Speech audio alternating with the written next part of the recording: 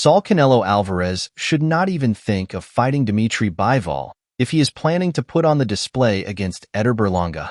I know you all are probably hyped and saying, oh, Canelo is great and he is the best. But have you ever thought the reason he is avoiding David Benavidez and downplaying Terence Crawford is because they both have faster reflexes? Canelo's excuse is that Terence Crawford does not have the size.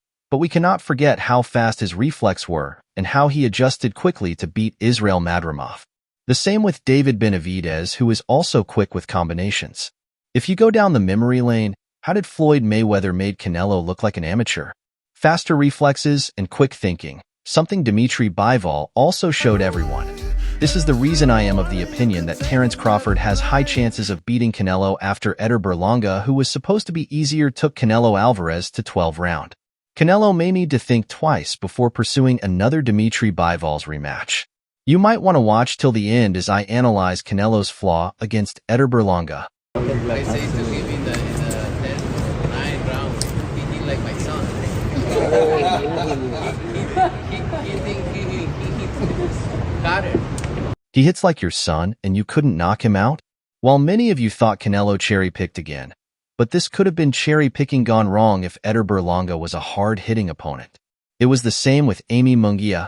He lacked the bomb, and while someone like Terence Crawford may not be able to knock Canelo Alvarez out, he fights to punish and will not stand and watch Canelo walk him down. He will come gun-blazing, and you know who is in his corner, Brian Bomac McIntyre, who will not miss a single detail. Here is what Berlanga did right against Canelo. Edgar Berlanga demonstrated impressive versatility and aggression during his bout with Canelo Alvarez, consistently landing effective jabs, crosses, and powerful hooks. From the outset, Berlanga's jab was a key weapon, serving both as a probing tool and a setup for more powerful punches. He used it to disrupt Canelo's rhythm, control the distance, and create openings for his heavier shots. Berlanga's jab wasn't just a range-finding tool. It was thrown with purpose and accuracy, landing frequently and keeping Canelo on the defensive. Berlanga's cross was equally effective, landing with precision and power. He exploited Canelo's defensive gaps, connecting with clean, straight punches that bypassed Canelo's guard. These crosses not only landed flush, but also had enough force to visibly affect Canelo, pushing him back and disrupting his offensive flow. Berlanga's ability to land these powerful crosses was a testament to his timing and accuracy, making Canelo's defensive maneuvers look inadequate. Additionally, Berlanga engaged in close quarters slugging with Canelo, showcasing his power and durability. When the fight got up close, Berlanga wasn't afraid to exchange heavy shots with Canelo, landing significant hooks and uppercuts that Canelo struggled to defend against. This willingness to trade punches and Berlanga's ability to land with authority put Canelo on the back foot, exposing vulnerabilities in Canelo's defensive game that were previously unseen. The effectiveness of Berlanga's jabs, crosses, and slugging made a strong statement about his capability in the ring and highlighted a critical area of concern for Canelo.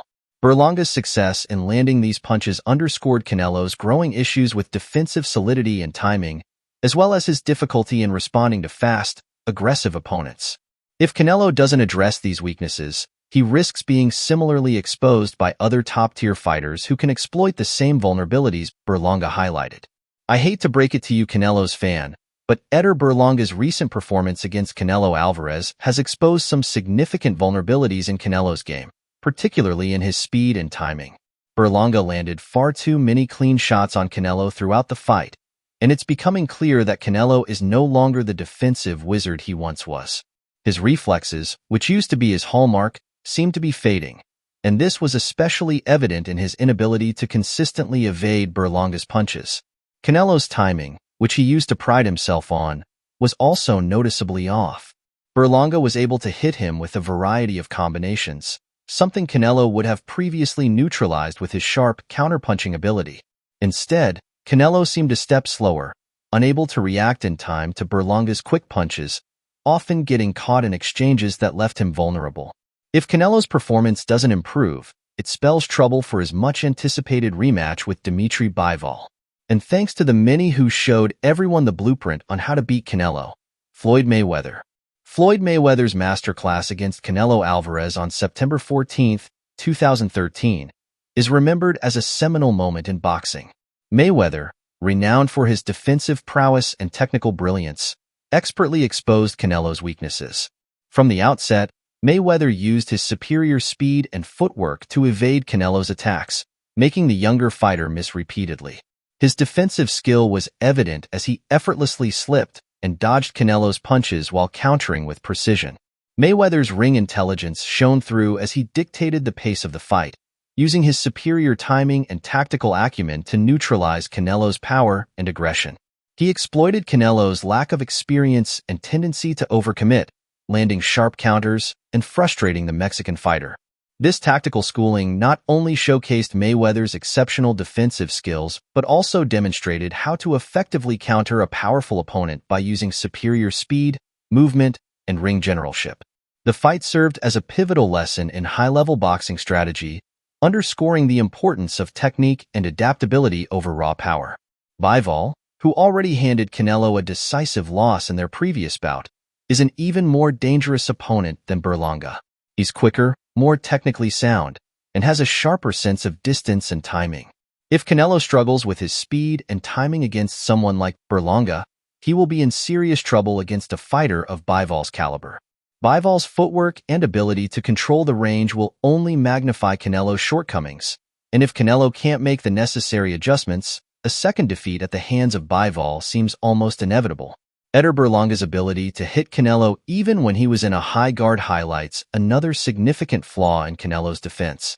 Canelo has traditionally relied on his high guard to absorb and deflect punches, but against Berlanga, it was clear that this strategy was no longer as effective. Berlanga managed to pierce through Canelo's guard with clean shots, often splitting his defense with uppercuts and hooks. This lack of defensive sharpness is concerning, especially since Canelo used to be nearly impenetrable when he raised his guard. His inability to block or slip Berlanga's punches shows that his reflexes and defensive instincts are not as sharp as they once were. This issue is likely one of the reasons why Terence Crawford has expressed confidence in his ability to beat Canelo.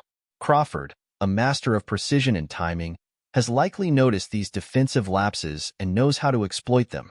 Canelo's declining reflexes, combined with his slower reaction time, would play right into Crawford's hands. Crawford excels at finding openings, even against elite defenses, and if Berlanga can land shots on Canelo through his high guard, Crawford will almost certainly do the same, only with more precision and power.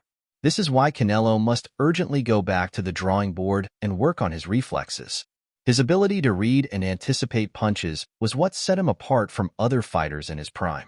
It was also the key area where fighters like Floyd Mayweather and Dmitry Bivol outsmarted him. Mayweather, in their fight, completely neutralized Canelo by using his speed and superior reflexes, making Canelo miss and countering him effectively. Similarly, Bivol used his speed, range, and superior timing to keep Canelo off balance, landing crisp shots while staying out of range of Canelo's counters. Canelo's diminishing reflexes are a glaring weakness that, if not addressed, could continue to cost him in the ring. Without the ability to slip punches, evade attacks, and respond with his own counters, Canelo is becoming more vulnerable to fast, sharp fighters like Crawford and Bivol. If he hopes to remain competitive at the elite level, especially against skilled tacticians like Crawford or in a rematch with Bivol, Canelo must focus on regaining the speed and reflexes that once made him one of the most elusive fighters in the sport. The fight against Berlanga served as a wake-up call for Canelo. His current form simply won't cut it against Bivol. He needs to regain his sharpness, improve his timing, and address the issues with his hand speed if he has any hope of avenging his previous loss.